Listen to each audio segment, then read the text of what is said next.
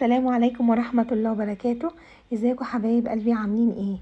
النهاردة هنعمل حاجة حلوة جدا مع بعض كده زيكم. هنعمل بسكوت جوز الهند. هو حلو قوي وطعمه هيعجبكم ومقاديره سهلة جدا. بصوا حبايبي، انا حطيت بيضة وحطيت فانيلا عليها. طبعا كون ان بسكوت يتعمل ببيضة في غلاء البيض ده فهي حاجة حلوة جدا، وفي نفس الوقت الولاد هيتبسطوا بيه قوي وانتوا نفسكم هيعجبكم. تمام. ومقاديره سهله خالص. بصوا حبايب قلبي، هو المفروض كوبايتين دقيق.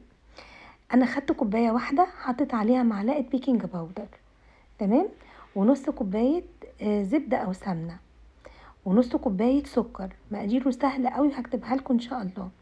فانا دلوقتي حطيت في اول حاجه البيضه والفانيلا، ونزلت عليها بالسكر، دوبته شويه، وبعد كده نزلت عليه بالزبده. اهو انا اسفه، هننزل بالزبده وهنفضل نضرب فيها لحد ما لون الخليط معانا يتغير. على فكره الزبده دي انا كنت مسيحاها يعني، فهي كانت لسه طازه ما شاء الله.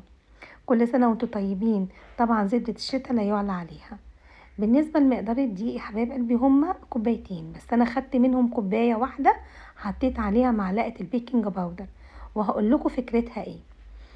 على اساس ان انتي لو اتبقى معاكي دقيق ما تبقيش برضو حاطه عليه البيكنج باودر. وحطيت على الخليط ده معلقتين جوز هند.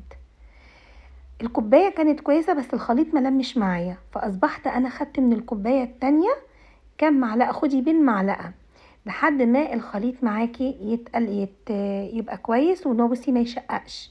هو فكرته زي فكره حاجه من انواع الكحك يعني، فاهميني؟